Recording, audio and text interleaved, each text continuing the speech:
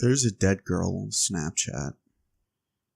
The first thing I did was call for my dog after seeing that message from the dead girl on Snapchat.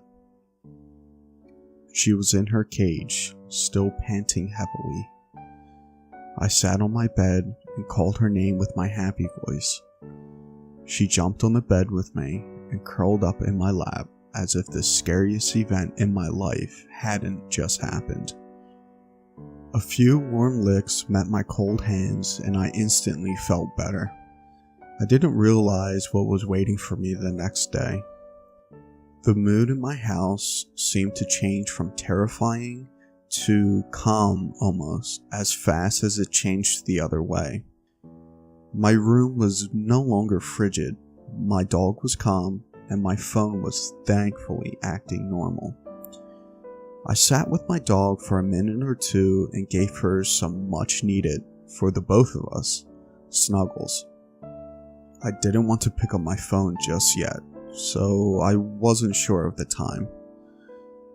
It felt much later than it probably was, and fatigue hit me hard at that moment. But I knew I needed to clean up the mess I made in the bathroom before it started smelling. What caused my vomit to be red like that? It's never happened before. I didn't eat anything that color, and honestly, it looked like I had eaten an entire bag of hot Cheetos. I'm not sure how to describe the sound that came out of my mouth.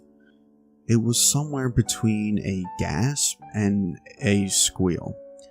Almost like a small baby pig walked into its pen and was shocked to realize that all the red vomit he threw up in the sink was perfectly cleaned up as if it was never there.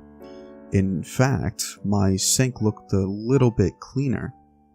I turned off the light and went back to my room, shutting the door behind me. My phone was still where I left it, its screen thankfully black. What sort of nonsense would I see if I picked it up now? How on earth would I explain this to Jorg? Did Naveed really get out of prison? I was under the impression that he was serving a life sentence with no possibility for parole. So that must mean he escaped somehow, right? Reluctantly, I picked up my phone and unlocked it.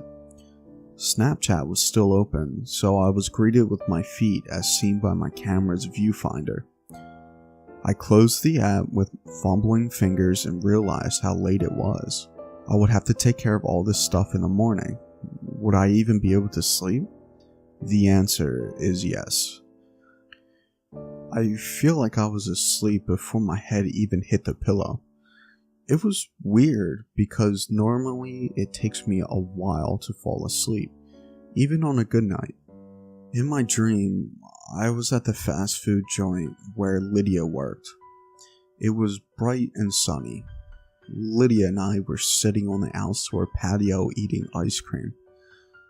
Our dogs were both there with us.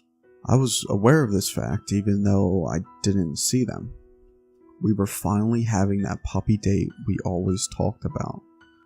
"Why did you come see me last night?" I asked.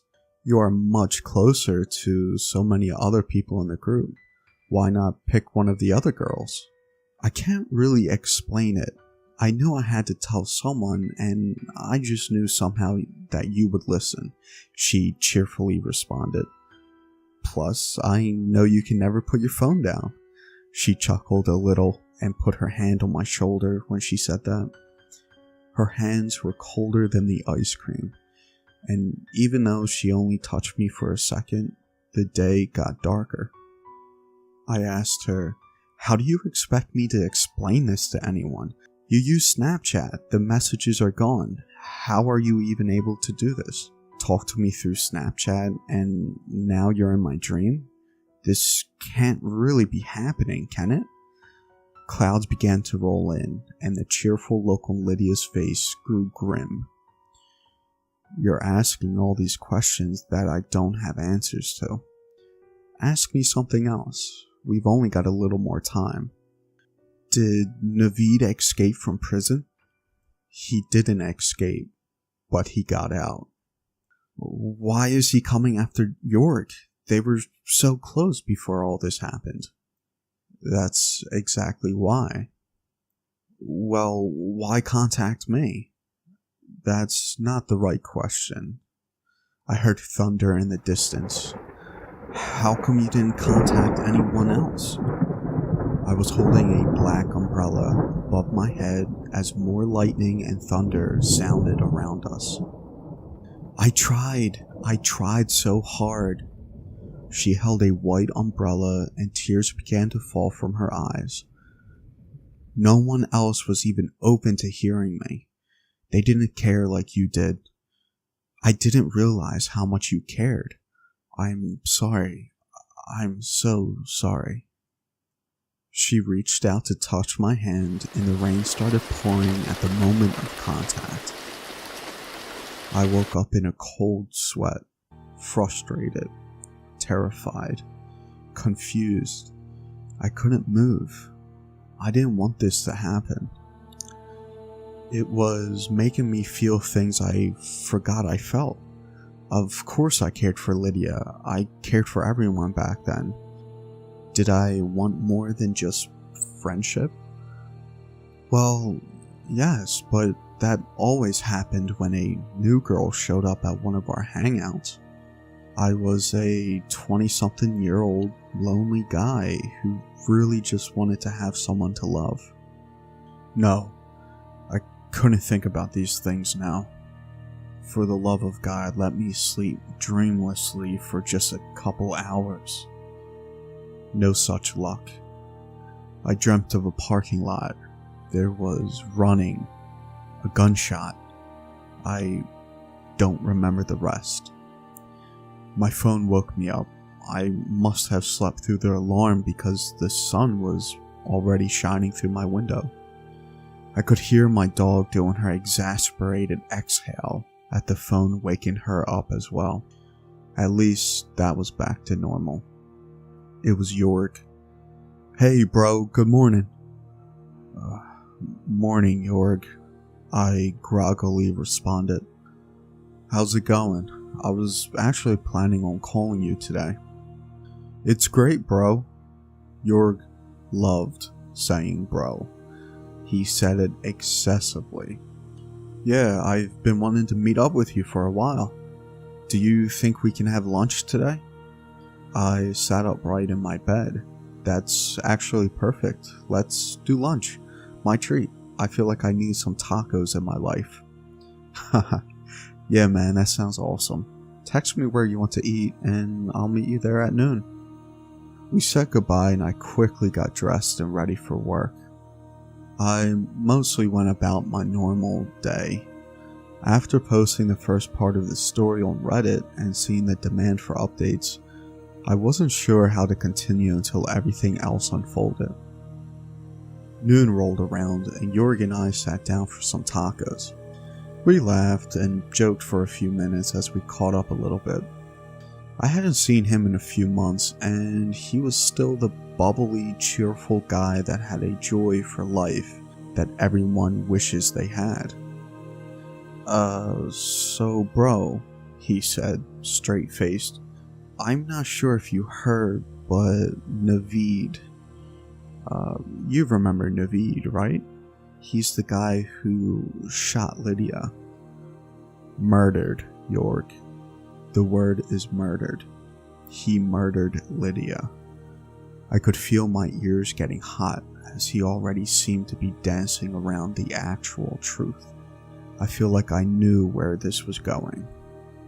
Yeah, that's what I mean, he responded. Well, anyway, I can see you're getting upset, so I'll just cut right to the chase. His lawyer was able to exploit some sort of legal loophole that I can't even begin to explain.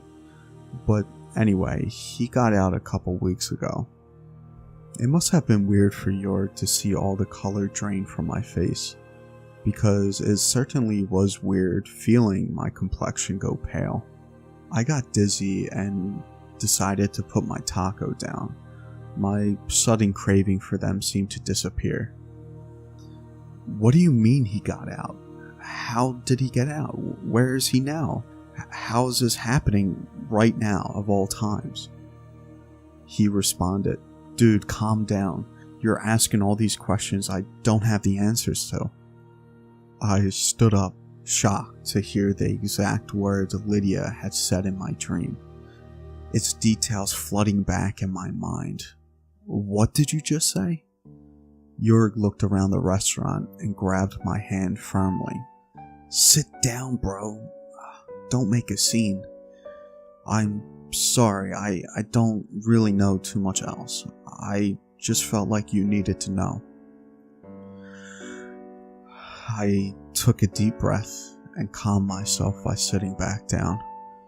I took a long drink of my soda, my hands trembling and my palms sweaty. Jörg asked me why this upset me so much, and I tried my hardest to explain what happened the night before. Jörg laughed. He actually laughed at my story. He apologized profusely, but he still laughed. He thought I was joking. I tried to explain to him how serious I was, and he sobered up and apologized again. The restaurant got cold. I felt my phone vibrate. Out of habit, I pulled my phone out of my pocket and saw that curious little ghost on my notification bar. Lydia is typing a message. My eyes grew wide as I showed Jörg my phone. His smile disappeared and I saw him physically shiver. "Bro, stop. This isn't funny anymore. Who's doing this?" "I don't know, dude. I'm telling you, this is real." I swiped away the conversation and opened up my contacts. I don't know why I didn't check this earlier.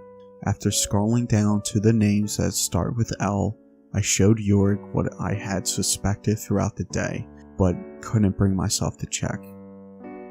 "I don't have Lydia's number saved in my phone anymore, Jörg.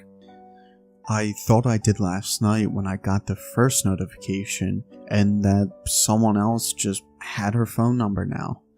But look, she's not in here. I must have deleted it, or it got erased or something. I don't know. Look, Lydia told me to warn you, so I'm warning you. Don't talk to Naveed. If he tries to reach out to you, don't respond. I know you guys were close up until right before the murder, and you felt like you were his only friend. But please, Jörg, don't reach out to him. I don't know what he'll do if he finds you." With horror in his eyes and one hand over his mouth, Jörg reached out to touch my screen. I could tell he was swiping down to the notifications and opening Snapchat. I could see the yellow reflecting in his eyes switch to black and then white as the conversation opened. There were some colors reflected on his face. It was now as pale as mine when he initially told me Naveed was out. His eyes somehow got wider and I saw his lip tremble. As I turned the phone towards me to look at the screen myself, I saw a sunflower on the screen with red drops on it. The screen went black as it switched to the next story. 3 more words that made me drop my phone on the table. Don't trust Naveed. Jörg grabbed his phone and wallet and ran from the table. I heard him mutter something about having to get back to work, and he made a beeline for his car. I was in shock and shivering for a few seconds before grabbing my phone and going after him. He was already fumbling with his car door and getting inside by the time I got there. "Jörg, wait!" I called out in vain, pounding on his window. He looked at me with tears in his eyes and he put his car in reverse. "I'm sorry," he said. So quietly I'm not even sure he said it out loud. With that, he reversed out of the parking lot and sped off down the street.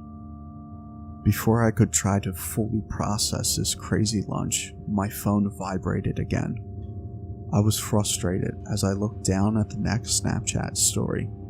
2 black screens with 2 messages from Lydia. "Thank you. we're not done.